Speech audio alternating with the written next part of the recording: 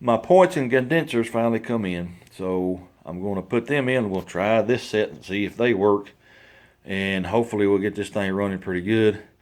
Well, before that, I think I'll go ahead and put the axle on, and I think I'm going to steal the wheels and tires off my lawnmower because I'm still waiting on my wheels to get here, and I'm tired of not being able to roll it around. So let me get the axle wheels on first, and then we'll put the points condenser in and see if we can't fire this thing up. Well, I had the drilling tap for set screws on the wheel hubs too. I'd bet all my pesos that those are made in China also. Alright, I got the axle back in. I got my lawnmower tires on there. I got the points in, gapped, timing is set. I want you to know, 2 minutes after I got these stupid tires off my lawnmower, these showed up on my front porch.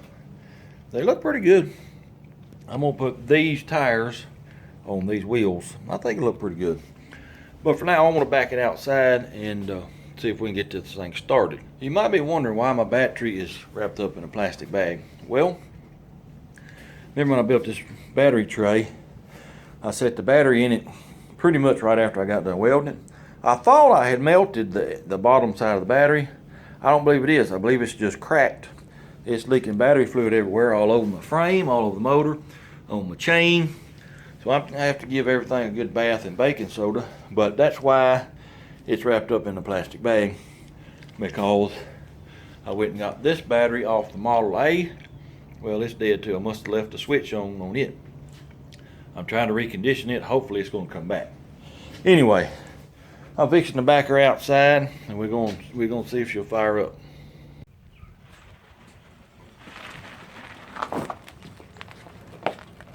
Well, as you can see, these Chinese junk carburetor kits are working great. All right, let's see if this thing will fire up.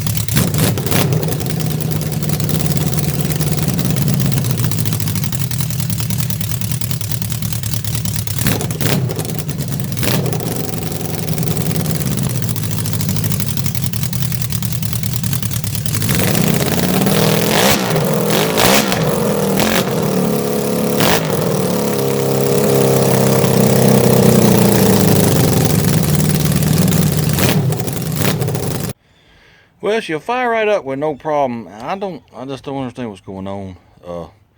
It'll have a high idle, and then all of a sudden it'll just drop. It's acting like it's dropping a cylinder, and I think it may be number 2 because it's the least hot exhaust coming out. And I can hold my hand over number 2 carburetor, and it don't really change much.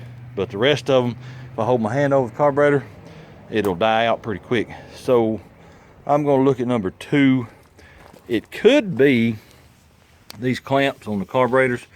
They're tight as they can get, and it may be leaking a little vacuum. So I may get all new clamps for those hoses, and I might take that carburetor back apart and look at it.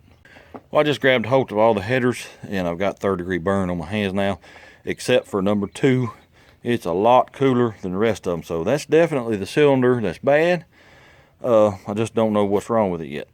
Remember, this said this battery was pretty much shot, but I was reconditioning it and hoping to bring it back alive. Well, she's back alive. So we're going to put that battery on the go-kart. Speaking of the other battery, I was doing some editing over the weekend, editing the part where I was whooping the devil out of the back of the go-kart with a big old sludge hammer. Well, it occurred to me that the battery was still on the go-kart. So that's why that battery cracked. I bought a bag of hose clamps. I'm going to change out all the hose clamps on the hoses between the carburetor and the motor. I don't think that's going to help, but I'm going to eliminate that as being a problem. As soon as I get that done, I'm going to back it out and start it up, see how it runs. And if it don't run any better, then I'm gonna pull the carburetors off and take number 2 carburetor completely apart and make sure the idle circuit is good. And if that seems to be good, then I may try a compression test. I'm gonna have to rig me up an adapter and see if maybe it's low on compression, something like that. And also, I noticed when editing the videos over the weekend, it smokes quite a bit when I hit the throttle. So I'm probably going to get a jet kit and see if I can lean it out just a little bit. Well, I believe that helped it some. It's running a little better. It's idling a little better. Still, it'll die out, but it is a little better. Still smoking like a freight train. So I think I'm gonna take carburetors off. And I'm gonna check float levels one more time, and I'm gonna try to determine what size jet is in them, and then go from there. Either go down on jet size or drop float level or something like that, because it's burning way too rich. I'm gonna start it up and let you hear it.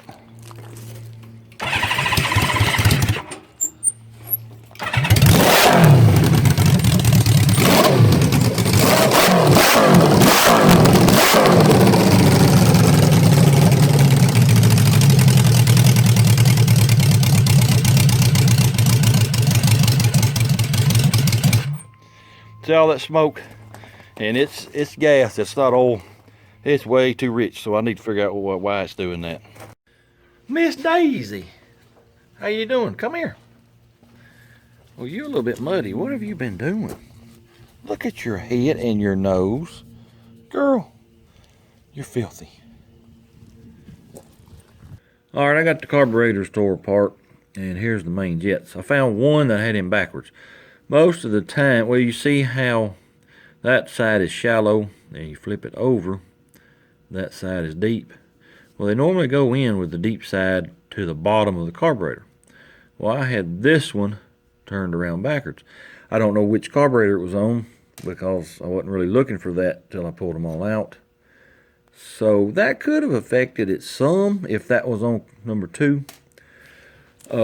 The idle jets are 38s. That's stock. So it's safe to say these main jets are going to be 100, which is stock.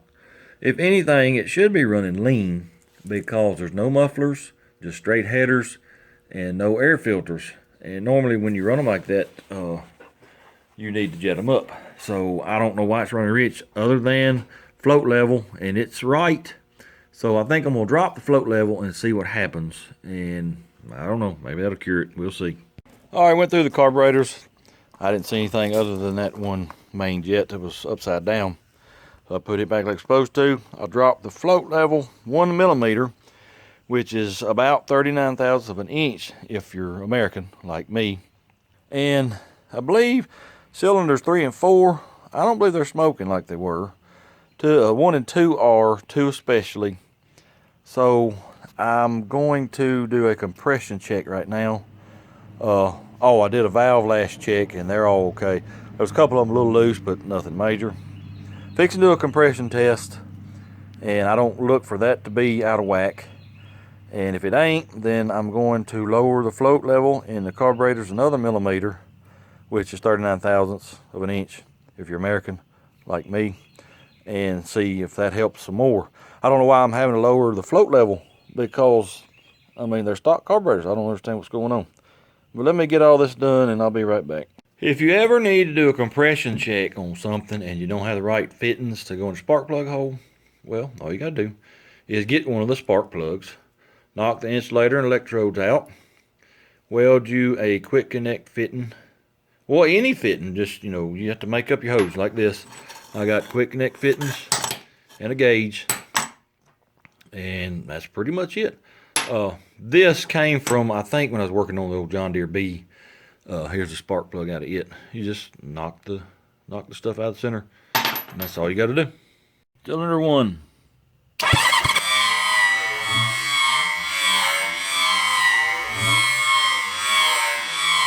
Cylinder number 2.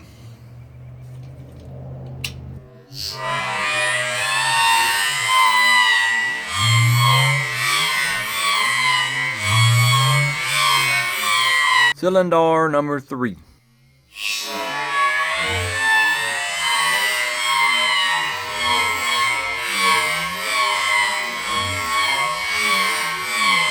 cylinder number 4.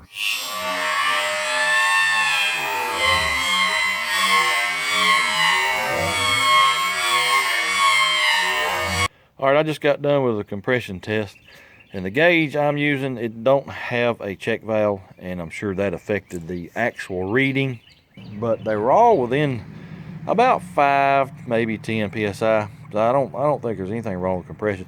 The thing starts up too good. I mean, as soon as you hit the key with it cold, it don't even need a choke.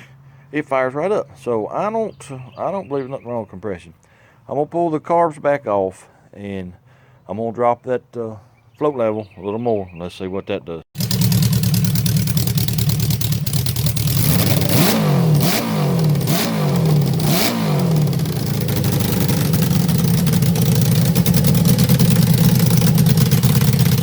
Well, it's running better.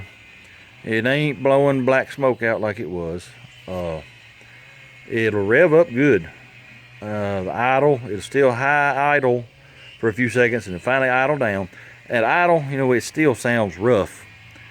I have lowered the float level. The stock float level is supposed to be 22 millimeters, which is 866 thousandths of an inch if you're American like me. I took it to 26.4 millimeters, which is 1 inch and 40 thousandths if you're American like me. I mean, that's a big difference, and I don't understand why it's got to be that low. I got to do some more studying on this thing, but I think I'm going to move on to a brake pedal, and then I have decided to do an electric shifter, and I think that's going to be pretty awesome. It's going to sort of be like paddle shifter, and I'm going to have 2 buttons on the steering wheel, upshift and downshift, and I think it's going to be pretty cool. So let me get started on the brakes, and we might be able to actually take this thing for a ride. I'm busy making this brake pedal, and I decided to stake the nuts because, you know, I don't want my brake pedal to come off. And it reminded me of the story of this go-kart when I was a kid. Remember how I told you that I tore it apart, painted it, it was beautiful, and put it all back together? Well, I left something out. Not too long after I got it back together, I crashed it. I was headed down a hill, just, you know, right down here. Now this thing would do 45 mile an hour on flat ground. I had my best friend who had I think it was a 185 Honda. He would follow beside me and see how fast I was going because he had a speedometer. It was a street bike. He had a speedometer on it. And according to it, it would do 45 mile an hour. So I'd say I was probably doing 50, 55 mile an hour down that hill. I got to the bottom of the hill, and all of a sudden it started veering to the right. Well, I turned the steering wheel to the left and nothing happens. I run off a big bank, hit a rock, flip it, it throws me off. And I was stoved up for 2 or 3 weeks. It messed my shoulder up. And my helmet had a big old scar on the top of it where I had hit a rock. If I wouldn't have had the helmet on, it probably would have messed me up pretty bad. Well, let me tell you why I crashed. See this bolt right here? Either I didn't tighten the nut or didn't put the nut back on. Now, it's a pretty important bolt. You know, it holds the steering all together. And that's why I had my little crash on it. That's the only crash I ever had. Now, my sister, see these scars? I don't know if you see them or not. On this steering wheel. She did that. She flipped it going down a straightaway, and there was nothing mechanically wrong with the go-kart. You'll have to ask her how she did that. Anyway, that's just a little funny story I thought I'd tell y'all. I got another story I'll tell you here in a little while about some modifications I did to it when I was a kid. I've been doing this stuff for a long time. Well, I got the brake pedal done finally. I just built it mostly out of square tubing. Put my little foot on it there. It ain't pretty, but it serves its purpose. Got the master cylinder mounted. I still got to bleed them, and I don't think that's going to be real fun. It's just, I'm not looking forward to it. No, I didn't crash. This is how I'm having to bleed the brakes. Let me show you the master cylinder. Here's the master cylinder. You got to take this little cap off, and there's your reservoir. Now, why they couldn't have just made this come up and put a cap here, I don't know. But that's the only way I know of to get it done is to stand it up, basically. I think I'm going to let it gravity bleed for a little bit before I try to pump them. And that may be good enough. Well, fellers, I got the brakes bled. And they ain't doing a thing to stop it. I'm going to stomp on the pedal right now. And I'm just pushing it. And it ain't even trying to stop. So I don't know if these are just junk brakes or what. Because, I mean, even if they are too small, it should still stop it, you know, from me rolling it around in here. So I don't know what to do about that other than maybe get another set of brakes. But for now, I'm gonna move on to the shifter because I want to drive this thing. Even if I don't have brakes, I don't care. I want to at least drive it around the yard. So I'm gonna work on the shifter tomorrow, see if I can get that figured out. Here's the solenoid for the shifter I'm going to use. It's a door popper solenoid is all it is. For when you shave your door handles off your vehicle, you use this to pop the latch on it. I tried using it by hand just to see if it was strong enough. I think it's going to work. It's supposed to have a 35-pound pull. So what I want to do is mount one here, mount another one here. I'll have to weld me another, lever on this shifter right here.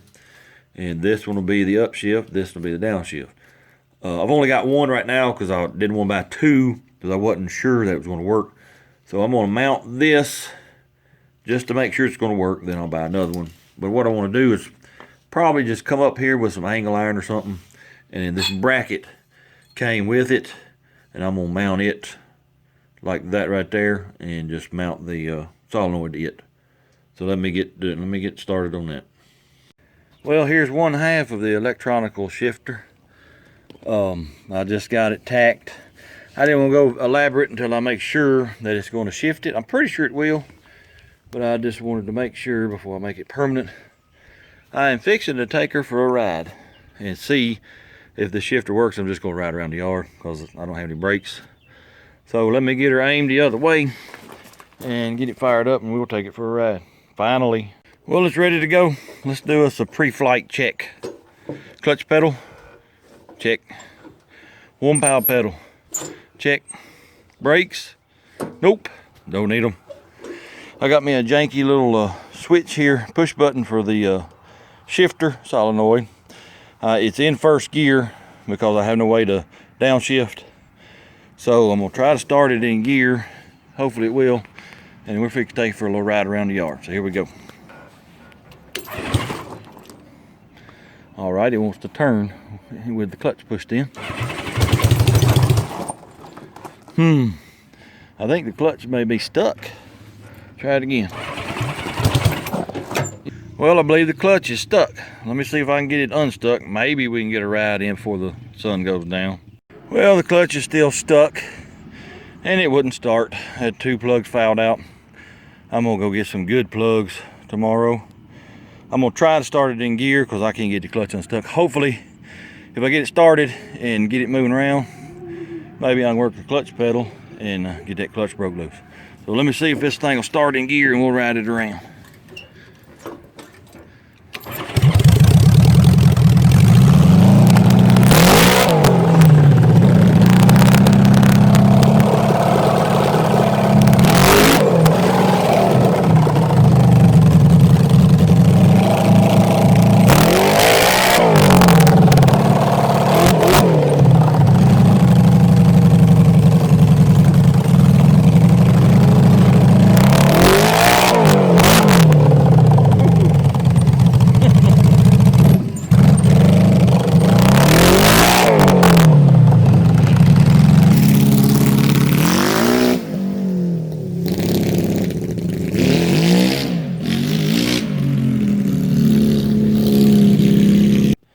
Well, fellers, she's pretty quick. A little quicker than I thought it was going to be. I also thought it was going to be geared a little too high. No, it's, if anything, it's just a tad low, but it's okay. In my opinion, something like this, you don't want it to do more than 50 or 60 mile an hour. You want that power coming off the line. You ain't worried about top speed on something like this. It's got plenty of power. Carburetors, they need a little work still. I don't really know what to do with them unless I keep messing with the float level and then buy a jet kit, but jet kits ain't cheap. And I got way too much money in this thing for no more than I'm probably gonna ride it. The brakes, useless. Clutch, it finally broke loose. I got it in second gear once with the electric shifter. That stupid button that come with that solenoid, it just crapped out. But I don't believe it's gonna work. If the stroke was longer on it, maybe, but the way solenoids work, they're the strongest when the plunger is all the way in, and this thing only has 3/4 of an inch of stroke, and I've got to have some leeway if I got another one, you know, to shift the other way, and it's just, I don't think it's going to work. So tomorrow, I may fool with it a little more, but tomorrow I think I'm going to make a manual shifter and just be done with it. But she ran pretty good. I'm pleased with it so far. Also, the charging system ain't working, and that solenoid, it drains some power. I'm having to keep the battery charger on it. I don't know if I'm missing some stuff in my little electrical center here or not, but I got to find a print and see if I am. Well, fellas, it looks like it's going to be one more week. I know, at least we got to ride it around this time. But I promise you, it'll be worth the wait. Just wait one more week. I got a lot of little stuff to do, and some of it's giving me trouble. But I'll get it figured out. One more week. Trust me, she's going to look sharp. Anyway, appreciate you watching. Hope you enjoyed it. Hit that like, comment, subscribe, share the video with your friends. And until next time, well, you'll just have to wait. Now go do something. Boop.